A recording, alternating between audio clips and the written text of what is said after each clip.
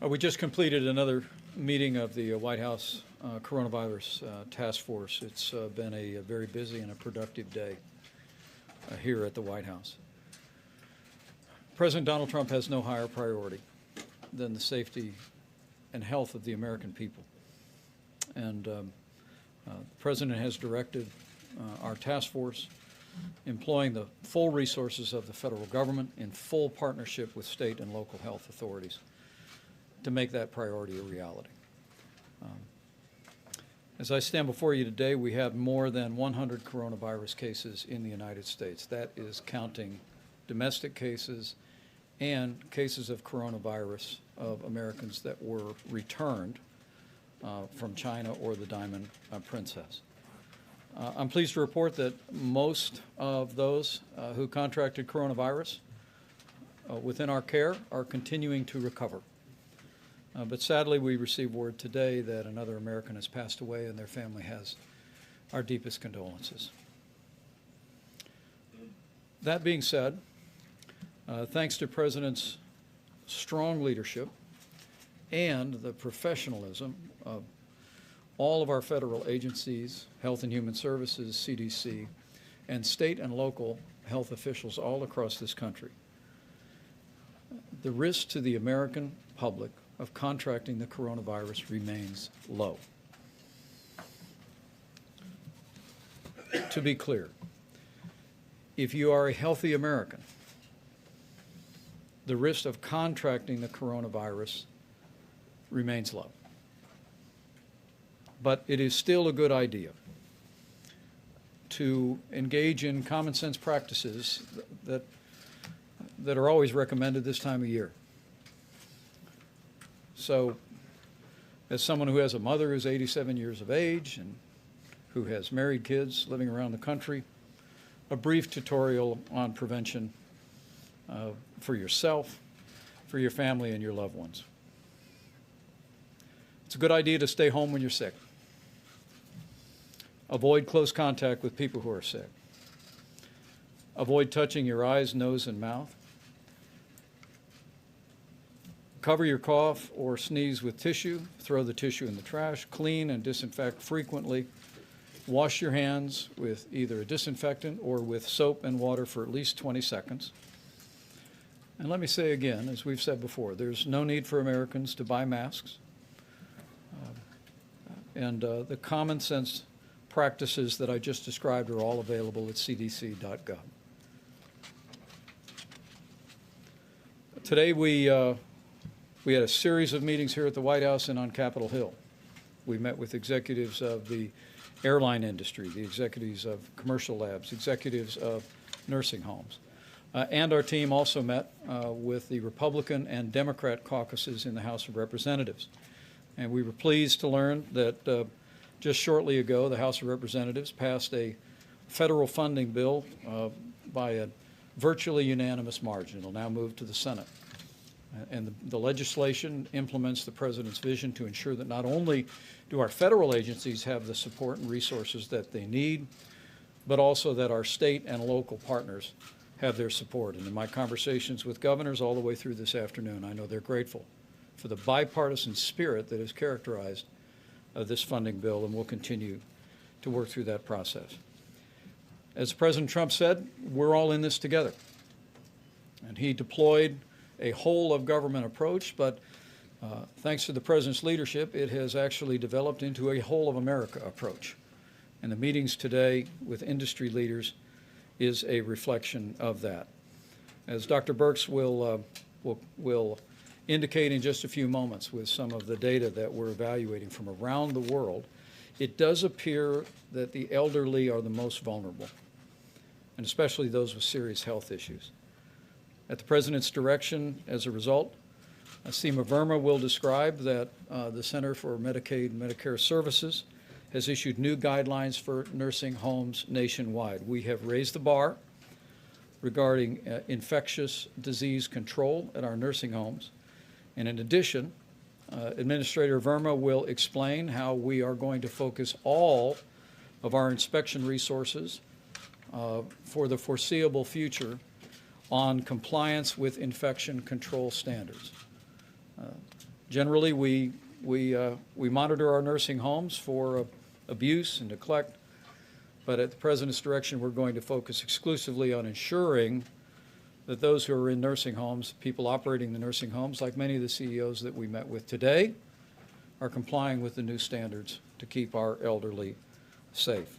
The President also met today with airline executives, and I'll reiterate, as the President said, our profound gratitude to our partners in the airline industry. They have worked with us in, as we say, flowing Americans through particular airports, the screening. We're working very closely with the airlines on contact information. If a person is tested as positive for the coronavirus, we're working with the airlines to get all the information, not just about that person, but about who they sat next to and who else was on the flight. And the President and I are very grateful. As we announced yesterday, I'm pleased to report that as of yesterday morning, in addition to the travel ban from China, we've suspended all travel coming in from China. We've suspended all travel coming in from Iran, and even foreign nationals who visit either one of those countries are barred from coming into this country for 14 days.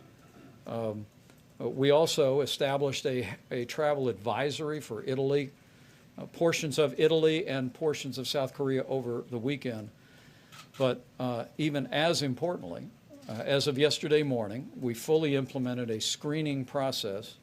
All direct flights from all airports in South Korea and Italy are now being subject to multiple screens before passengers board to come to the United States of America.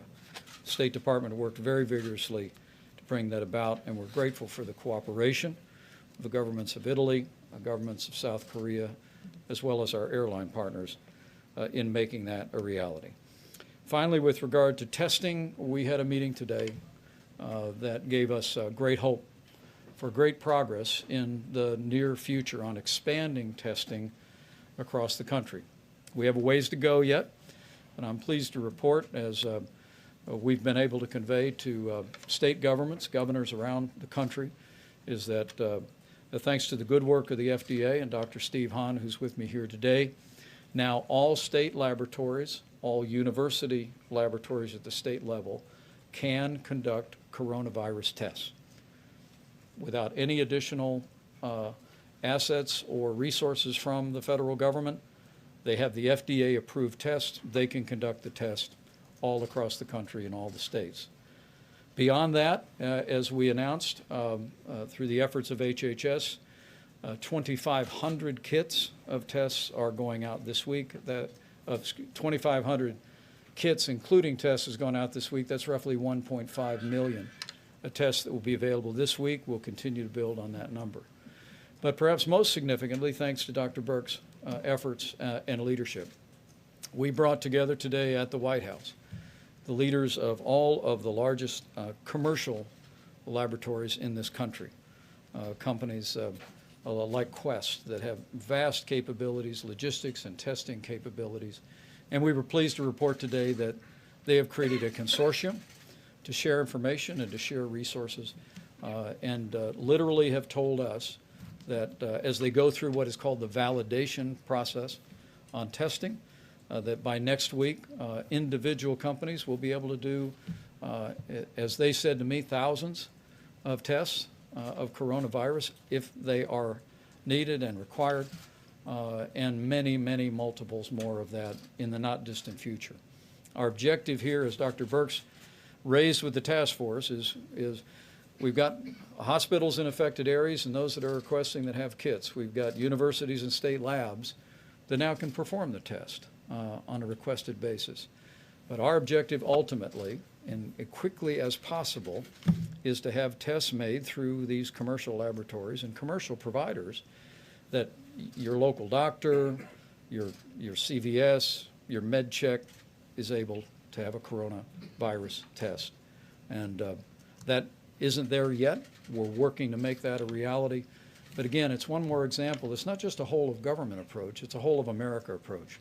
Whether it be our nursing home industry, whether it be our airline industry, whether it be our commercial laboratories.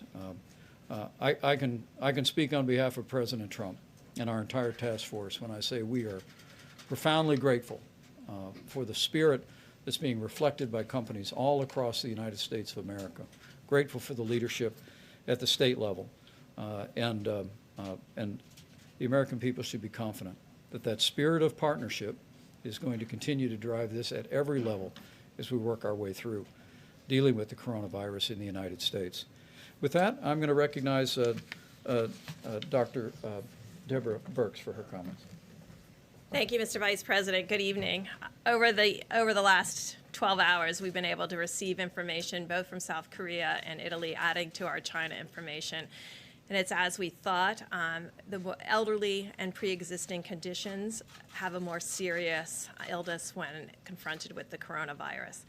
Reassuringly, in South Korea, no one has died under 30. This is reassuring to us, and the median age in Italy was 81 of those who succumbed. Those who became ill, the median age was 60. So we find this data reassuring, but it also has really caused us to focus on the Americans who might be most vulnerable. So we're focusing resources, attention, and all of our capacity to ensure those who have pre-existing conditions and those who are elderly have access to the best prevention and treatment options. The prevention options flow right through all of us to ensure that we have good protective hygiene for our elderly clients around the globe. Thank you. Thank you. Seema? Thank you. And as you heard, because of the risk for our nation's seniors, we are doubling down on our efforts. Today we put out 3 memos. One was to hospitals about triaging and placement for patients with suspected or confirmed coronavirus. We also put out some information to nursing homes about limiting visitors to nursing homes, monitoring staff. And then finally, we put out some information to our state surveyors that are going to be surveying our nation's nursing homes and hospitals around infection control. So all of that information went out this morning. Very good. Thank you, Seema. CDC, Bob Redfield. Bob. Yep. Thank you, Mr. Vice President. I think what I'd like to highlight today is to first echo what the Vice President started with when he was giving the American people the advice that he did as he went through, that we do have listed out on our CDC website, cdc.gov.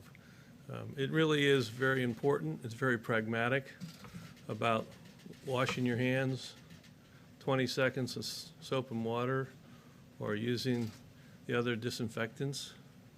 Obviously training yourself to cover your sneeze or cough, either in your elbow or with a Kleenex that you will dispose of. I think these are very important things. Working hard not to touch your face. I think the most important thing for many of those individuals that might be a little type A, if you get sick, stay home. You're not helping your colleagues by going to work sick. And again, I think these are just very pragmatic. We've listed them. They're absolutely no different than what we ask the American public to do for flu.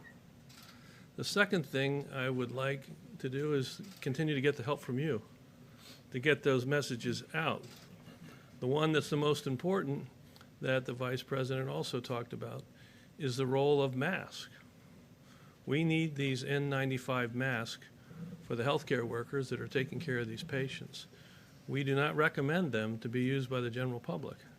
And again, you all, if you tell the stories, are able to be great communicators of that, so that the American public gets accurate information and gets good guidance from your experts that you'll reach out to for your stories. So that's what I would ask you to do. And I'll reiterate what the Vice President said at the beginning, that although we're continuing to see new community cases in this nation, the overall risk to the American public at this time still remains low. Thank you. Thank you very much. Dr. Fauci. Thank you, Mr. Vice President. Just to reiterate what was said by several of our colleagues here, is that we make policy recommendations and analysis of what we're going to recommend based on accumulation of data. Data is very important. What Dr. Birx just told you is data that underscores some of the things that we've been telling you. You know, when you talk about risk, risk is something that's vague to people. And we've said many times, if you talk about risk of infection, throughout the country. It's a low risk. If you talk about someone who is infected, and we do have infected people in this country, you've heard that from Dr. Redfield. You understand the situation that we have in Seattle. If you do get infected, if you're infected as taking Seattle as the microcosm of that, it is exactly what Dr. Birx said. The risk of getting into difficulties is very heavily weighted towards people with underlying conditions and people with the elderly, where the young people, and there will be an exception here or there, the same way we see with influenza, but the risk for a young person who gets infected to getting into trouble is really low based on a lot of data that's coming out of foreign countries, particularly out of China. Great.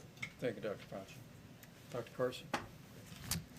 I want to thank the Vice President and the President for very aggressive and careful leadership. You know, I was involved throughout my neurosurgical career with a lot of very, very complex cases and dealt with a lot of renowned physicians. But I must say that the people on this task force are extremely impressive, have been considering all the various different possibilities, outlining scenarios for all the possibilities that can occur. And it's very comforting, and recognize that the risk to a healthy adult still remains quite low, largely because of the aggressive actions that have been taken and are continuing to be taken every day. And just one last point, and that is the pharmaceuticals, who normally are rivals, have worked together voluntarily. Wouldn't that be a great lesson for the politicians? Great. Quick informational announcement. I'll be traveling with many members of the task force to Minnesota tomorrow. We'll be visiting 3M, which is poised to literally begin manufacturing millions more masks for our healthcare workers. And then we'll be traveling on to Washington State, be meeting with Governor Inslee and with his health team to ensure that the full resources of the federal government are being brought to bear in support of their efforts to protect the health of people across the Seattle area. So with that, let me start right here. Thank you, Vice President Pence. I have two questions, one about Washington and then one about Florida. I'll start with Washington. Can you tell us a little bit more about how that meeting came to be? Will Secretary Azar be with you? Is that a meeting that the governor asked you to come there? Can you explain? I've spoken to Governor Inslee, who I know well from our time in Congress together several times since being tapped to lead the White House effort on the coronavirus a week ago. He's been providing strong leadership for the state of Washington. They have an outstanding health department. But after meeting with members of the Senate and the House, particularly those from the Washington State delegation, we thought it would be important to bring our team out, to meet with their team on the ground, and to make sure that they have the full support. Our hearts go out to those that have been infected with the disease in the Seattle area, but also we understand the anxiety this has created in the full community, and we're going to be going out just to make sure, and sitting down with the governor and with his team, that they have everything they need and all the support they need to see to the health of their people. Thank you, sir. And on Florida, you will have a meeting on Saturday, is that correct, with the cruise liners? Which companies are coming to that meeting? What's the goal of that meeting? Is there something that you'd like to see them do differently that they're not doing now? Well, we'll talk about just that. Obviously, with the Diamond Princess issue, there are unique challenges that our experts tell us in a closed environment of a cruise liner. We're going to talk about best practices, and I thought it was timely to spend some time with people in that industry as we're meeting with the others in industries around the country. Okay? Back there, please. Sure. Two quick questions. The first one, I've been looking online at hand sanitizer, at soap. There are some sites like Amazon where these prices have just skyrocketed. What's your advice to Americans who are trying to just buy the soap and water and the hand sanitizer that you're telling them to buy, but can't afford it at this point or can't find it? That's great. I want to ask CDC to respond to that because they've got some very clear guidance. Thank you, Mr. Vice President. I want to make it really clear I don't think soap and water, vigorously washing your hands for 20 seconds is what the American public needs to do. If they want to use the hand sanitizers, that's another option. But I don't want people to think it's inferior to what we've recommended for decades, which is vigorous washing your hands with soap and water for 20 seconds. Another one? Another one, go ahead.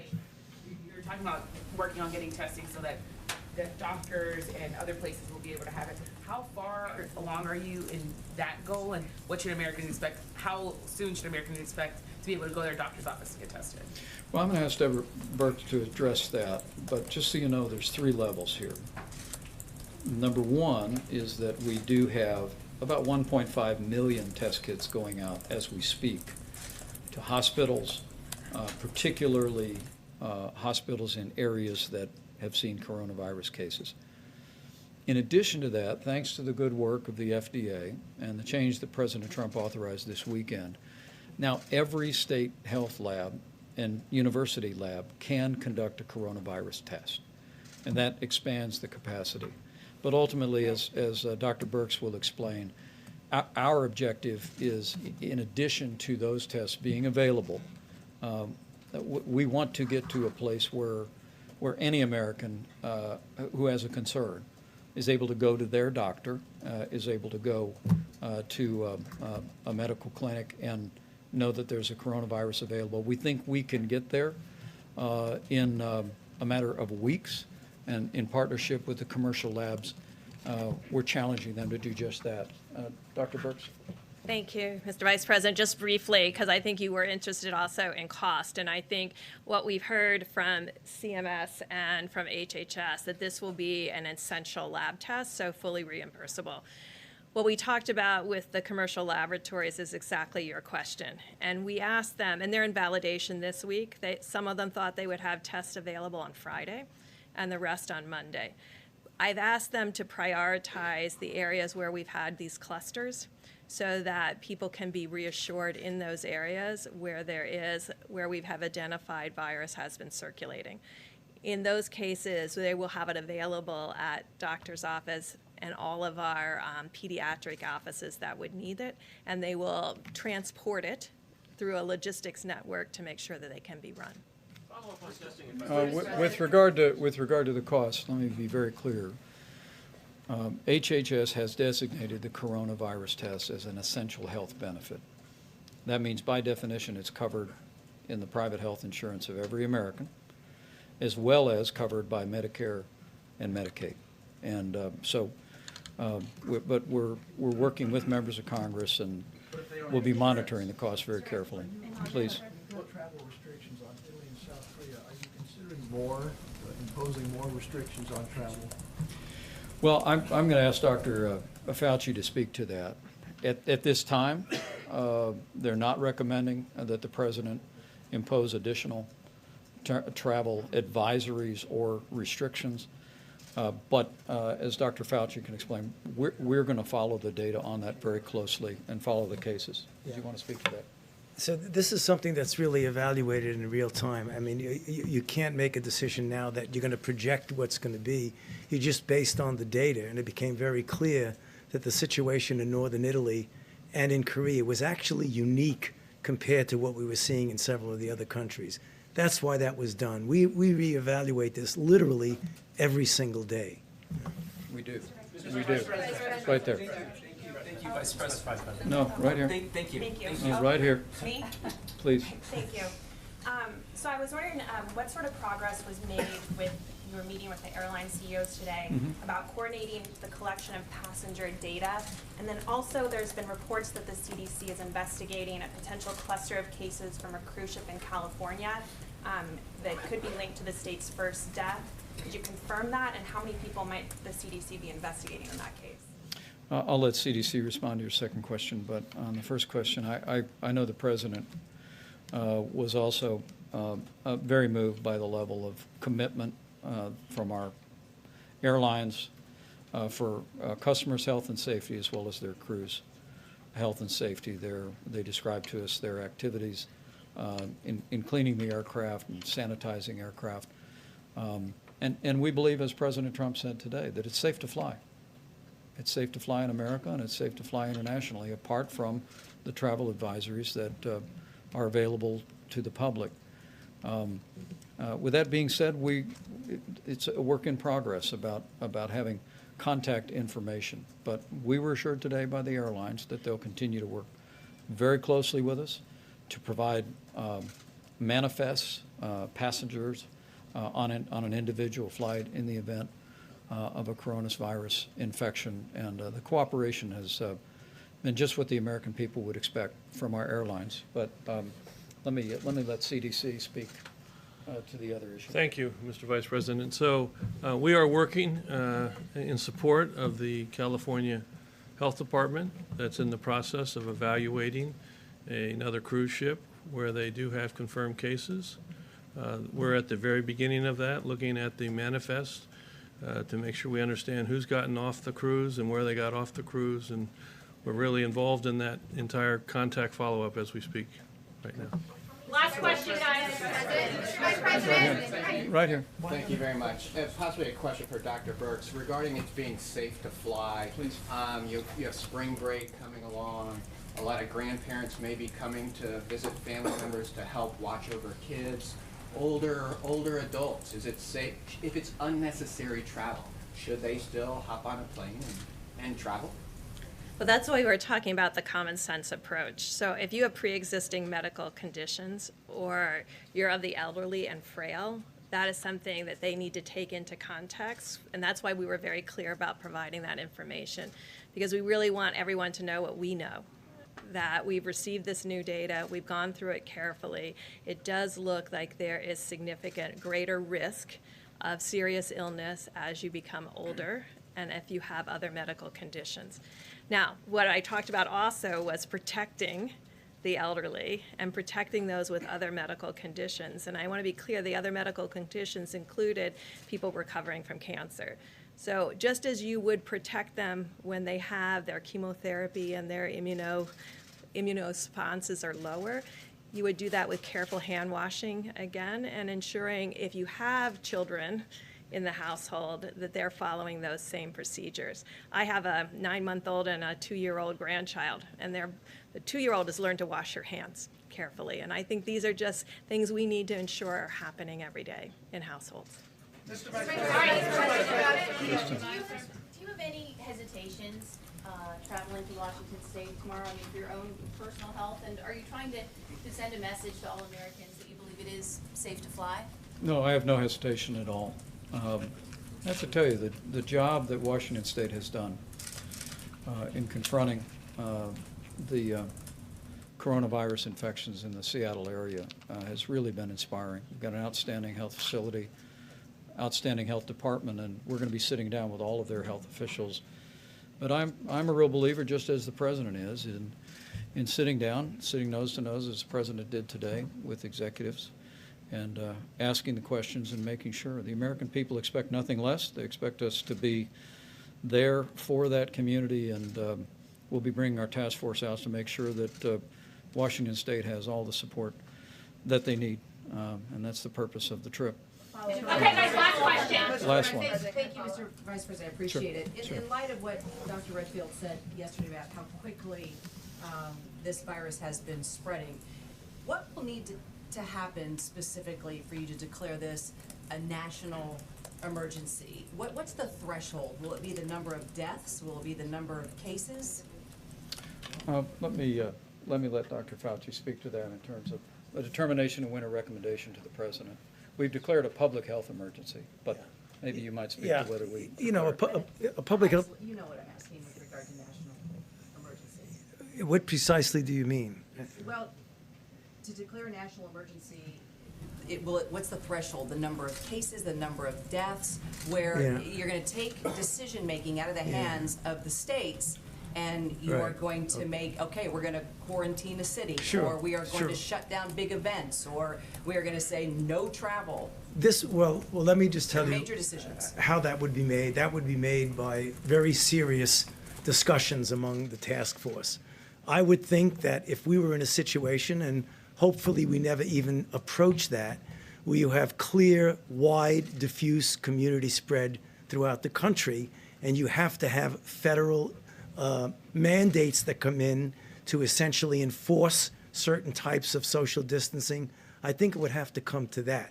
But I'm a bit humble about that. I would like to discuss it with a variety of other people who have more of a handle on the implications of that.